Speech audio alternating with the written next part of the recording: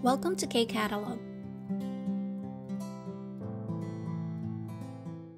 Level 2 Unit 17 ng workbook, page 110, application part na po tayo. So, mahahagi po muna, speaking. Pakinggan natin yung conversation and kumpletuhin natin yung blanks. 다음 대화를 듣고 빈칸에 알맞은 말을 쓰세요. 그리고 말해보세요. 1. 불면증이 있어서 밤에 잠을 잘 못 자요. 잠을 푹 자면 좋겠어요. 자기 전에 따뜻한 물로 샤워를 해보세요. 2. 상담을 오래 하니까 목이 자주 아파요. 따뜻한 도라지 차를 마셔보세요. 도라지가 목에 좋아요. 3. 변비 때문에 너무 힘들어요. 야채를 많이 드세요. 야채가 변비에 좋거든요. Ayan, so discuss natin ano ba yung mga pinag-usapan nila.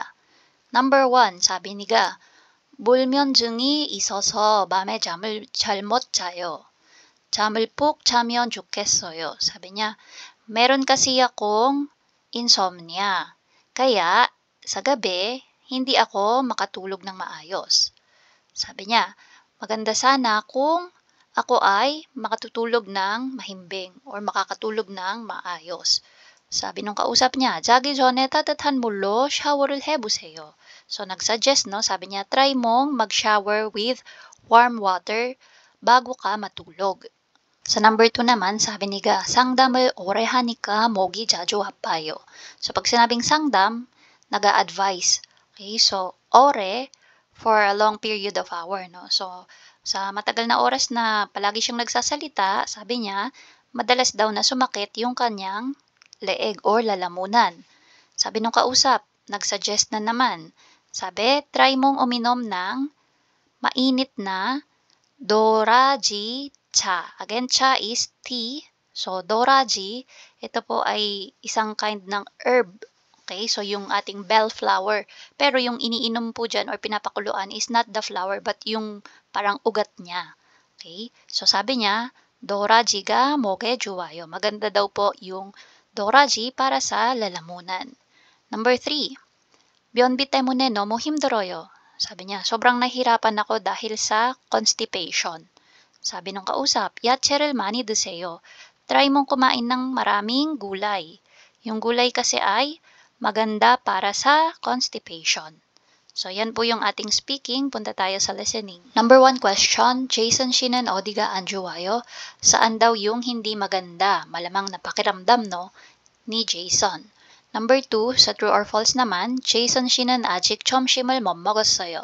So, hindi pa daw nakakakain ng lunch si Jason. Pakinggan natin. Anais 씨는 소화제를 주었어요. Si Anais naman daw ay nagbigay ng 소화제. Again, 소화제 is gamot para sa hindi matunawan. So, medicine siya para sa indigestion. Number 3, 따뜻한 차는 속이 안 좋을 때 먹으면 좋아요. So, yung kapag hindi daw maganda yung iyong pantunaw or yung iyong sikmura, yung pag-inom daw ng mainit na tsaa ay helpful or maganda. So, pakinggan po natin. 다음을 듣고 물음에 답하세요. 제이슨 씨, 무슨 일 있어요? 안색이 안 좋아 보여요. 아까 점심 먹은 다음부터 계속 속이 안 좋아요. 소화도 안 되고요. 이 차를 마셔보세요. 소화가 안 될 때 따뜻한 차를 마시면 소화에 도움이 되거든요. 그래요. 약도 좋지만 약을 먹기 전에 차를 마셔봐야겠네요. 네, 먼저 차를 마시고 그래도 소화가 안 되면 그때 약을 드세요. 아나이스 씨, 고마워요. Ayan. So, dito, nung una sabi ni Anais, no, ansegi an chua boyoyo. Ayan. So, ibig sabihin, mukha daw siyang may sakit, no? So, sabi ni Jason, dalawa yung sinabi niya. Sabi niya, 속이 안 좋아요. So, hindi daw maganda yung pakiramdam niya, yung sikmura. Tapos, sabi niya din, sohwado. So, again, sowa, yung pantunaw niya, no? So, hindi daw siya matunawan. sohwado 안 돼요. Okay, so yan po yung sagot sa number 1. Tapos, sa number 2, habang nagno-note tayo kanina, sabi ni Jason, 점심 먹은 다음부터. So, mula daw nung pagkatapos niyang kumain ng lunch. So, ibig sabihin, nakakain na siya. Kaya ang sagot natin dito sa number 1, Jason 씨는 아직 점심을 못 먹었어요. X po yan. Kasi nga, sabi niya, pagkatapos daw niyang kumain ng lunch, dun niya na naramdaman na masama yung sikmura niya at hindi siya natutunawan. And then, number 2, 아나이 씨는 소화제를 주었어요. So, yung gamot ba for indigestion, yung inabot or binigay ni Anais? Hindi, no? Sabi kasi ni Anais kanina, 이 차를 마셔보세요. Yun yung sabi niya. So, itong tsaa na to ay try mong inumin. So, tsaa yung binigay ni Anais at hindi po medicine. Binanggit po yung gamot nung last part, sabi ni Anais, kung sakaling pagkatapos mong uminom ng tsaa at hindi pa rin maganda yung iyong pantunaw or yung iyong sikmura, that time, uminom ka na ng sowaje. Yun yung suggestion ni Anais. So, dito, yan, in-explain ni Anais kanina, no, kung para saan maganda yung binigay niyang tsaa. So, kaya nilagyan ko ng check dyan. So, dito, circle. Okay? So, yan po yung ating listening. Again, kung gusto niyo po i-confirm, check niyo lang po yung QR code natin and mapapakinggan niyo po ulit yan. For reading, yung title natin, 작지만 중요한 건강한 식습관. So, yung jak po dito from the word 작다, which means small. 지만, 하지만, but, 중요한, important.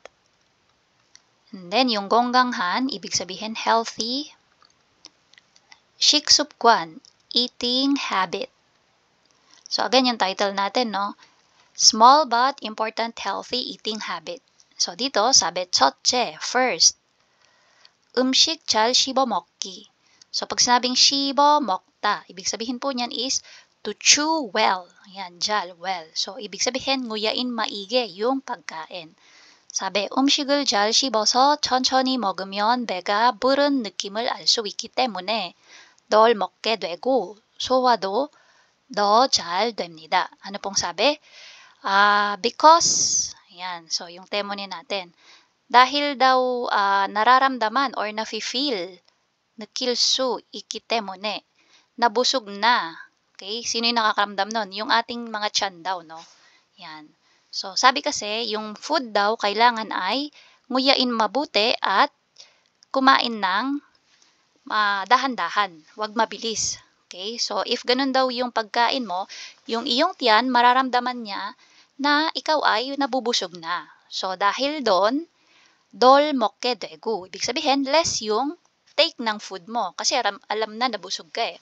And then, 소화도, yan, 더 잘 됩니다. Yung pantunaw mo din daw po ay mas magiging okay. Kasi 'di ba kung mabilis kang kumain, hindi mo masyadong inunguya yung pagkain at pasok lang ng pasok yung pagkain, hindi habol yung pantunaw mo or yung tiyan mo, hindi pa siya sure kung busog ka na ba or hindi pa kasi nga yung pagpasok ng food dire-diretso lang. Kaya yung sinasabi is chew your food well and eat slowly. Next, dulce 음료수 대신 물 마시기. So, second, dulce, instead daw po na yung mga drinks or fruit juices, soda or fruit juices, yan po yung included sa OMU, no? Yung ang inumin daw po dapat ay tubig. Sabi, 우리가 날마다 쉽게 마시는 탄산 음료, 과일 주스를 조금만 줄이면 당분 섭취를 줄일 수 있습니다. 당분 섭취를 줄이면 비만과 다이어트에 도움이 됩니다.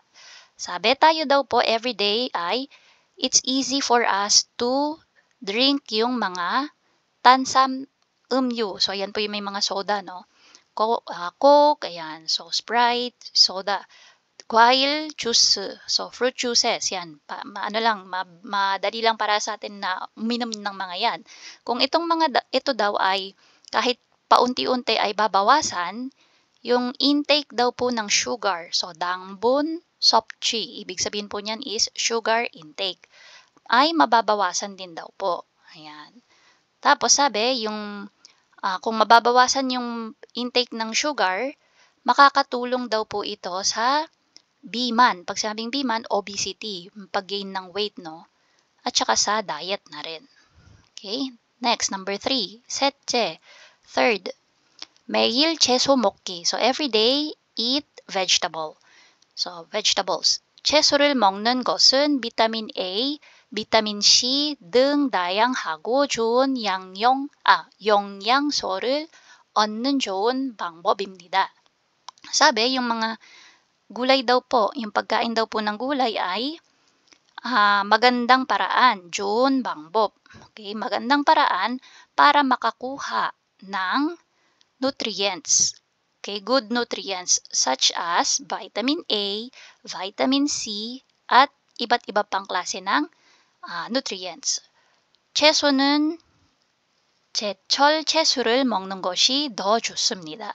So sabi, 제철 채소. Sabi yung gulay daw, pag sabing 제철, ibig sabihin yung seasonal, okay, yung napapanahon. Yung napapanahon daw na gulay ang kainin para mas maganda. Bakit? Sabi niya, 제철 채소의 영양소가 더 많기 때문입니다. Kasi kung napapanahon siya, mas mataas yung content ng kanyang nutrients. Now, basahin natin yung question number 1. 건강한 음식 습관이 아닌 것은 무엇입니까? 아닌, yung hindi nabanggit, no? Sa binasa natin. Number 1, 잘 씹어 먹기. So, nabanggit po yan. 물 마시기, nabanggit din. 주스 마시기, ito yung sabi, iwasan, no? 채소 먹기, binanggit din. So, number 3 yung sagot. Number 2, 음료수 대신 물을 마시는 것은 무엇에 좋습니까? So, para saan daw maganda yung pag-inom ng tubig kaysa sa mga fruit juices and soda? So, nasan yun? 당분 섭취를 줄이면 비만과 다이어트에 도움이 됩니다. Okay? So, pwede nating sagot dito is 당분 섭취를 tapos asa na yon? 줄일 수 있습니다. Ayan. 줄일 수 있습니다. Tapos, pwede nating idugtong yung kasunod na. Ayan. 당분 섭취를 줄이면, so, i-color code na lang natin para hindi na mahaba, no? 당분 섭취를 줄이면 비만과 다이어트에 도움이 됩니다. Okay, so ito yung idudugtong natin. 당분 섭취를 줄이면 비만과 다이어트에, so, dito tayo hanggang sa diet, sulat ko, no? Ang hirap ng spelling ng diet nila, oh. Diet, tapos dahil yung question is 좋습니까? Ayan, gawin natin 좋습니다. Pero kung isusulat nyo dyan is 도움이 됩니다, pwede din po yun, hindi po yun mali. Okay? So, next, number 3. 제철 채소가 더 좋은 이유가 무엇입니까? So, ano daw po yung reason behind dun sa sinasabi na ang kainin dapat ay seasonal vegetables. So, asan yon? Dito sa last part, no? 제철 채소의 영양소가 더 많기 때문입니다. Okay? So, yan. As is po, sulat natin dyan sa number 3. Okay? So, number 3, sagot. 제철 채소의 영양소가 더 많기 때문입니다. For the writing part, so tingnan natin yung ating passage. We have 나의 건강 생활 습관, My Healthy Lifestyle Habit. So, yan po yung title, no? My Healthy Lifestyle Habit. Ayan. Okay? So, tingnan natin. Sabi dito, 건강 생활 습관 1. 할 수 있으면 버스나 지하철보다는 걷거나 자전거를 타요. Sabi niya, kung kaya daw, okay, or if it's possible, bus or 지하철보다는, okay, compared to taking the subway or riding the bus, mas maganda daw kung maglalakad or magbabike. Number 2. So dito, pag ito yung ginawa niya, saan ba maganda yan? Anong benefit? So maganda para sa kanyang kalusugan, malamang. So 건강에 좋아요. Number 2. 커피나 음료수보다는 따뜻한 차를 마셔요. So instead of coffee or yung mga drinks, yung mainit na tsaa daw ang iinumin. Okay, so saan naman to maganda? Anong benefit nung mainit na tsaa? 'Di ba maganda siya for deep sleep, yung pagkatulog ng mahimbing. So 속면에 좋아요. And then number 3. 식사할 때 고기보다 채소를 더 많이 먹어요. Sabi niya pag kumakain daw, so compared to meat, okay, dapat daw mas maraming kainin is yung vegetables. Okay? So we have to eat more vegetables than meat. So dito, complete natin tong mga blanks dyan. 사배 저는 건강을 위해 일상생활에서 다음에 세 가지를 지키기 위해 노력하고 있습니다. Sabi niya, para daw sa kanyang daily life, ayan, yung mga sumusunod daw ay yung 3 klase ng bagay na kanyang tinatry na tawag ito tuparin or i-keep. Okay? So, ano-ano yung mga yon? Ito yan, no? Yung nabanggit kanina sa taas. So, 첫 번째. So, first, yan. So, ito yung susulat natin. 할 수 있으면 버스나 지하철보다는 걷거나 자전거를 타요. Kaya lang dito, take note, yung first statement niya ay nag-end with 씁니다. So, dapat, yung tayo dito, gagawin nating 탑니다. Okay? So, dito, yan. As is lang po. 할 수 있으면 버스나 지하철보다는 걷거나 자전거를 tapos yung tayo magiging 탑니다. Dahil walang 받침 si tayo, si tada, magiging 비읍니다 yung idudugtong. 탑니다. Next, 이 습관은, okay, so itong habit daw na ito ay 좋습니다. Maganda para sa, again sa anong sabi ko kanina, maganda para sa health. So dito, 건강. 건강에 좋습니다. 두 번째, number 2. So, as is lang ulit, no? 커피나 음료수보다는 따뜻한 차를, so yung 마셔요 magiging, again, 커피나 음료수보다는 따뜻한 차를, so si 마시다 magiging 마십니다. Okay, so papalitan lang natin yung ending. Next, 이 습관은, so itong habit naman na ito ay, saan naman siya maganda? So, anong sabi ko kanina, yung T, saan siya maganda? Sa pagtulog ng mahimbing. So, ano po ulit yung deep sleep? 속면. So, 속면. 속면에 좋습니다. 세 번째, pangatlo. So, 식사할 때 고기보다 채소를 더 많이, yung 먹어요 magiging 먹습니다.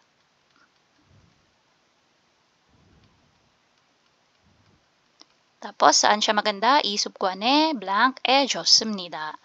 Okay, so, saan ba maganda yung yung about sa pagkain ng gulay? So, di ba maganda siya for diet? So, diet. Ayan, paano ulit yung spelling ng diet kanina? Diet. Okay, so, diet에 좋습니다. Okay, so, ito po yung ating writing. And that's it.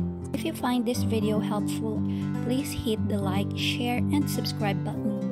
So I still hope to see you in the upcoming videos, and again, thanks for watching.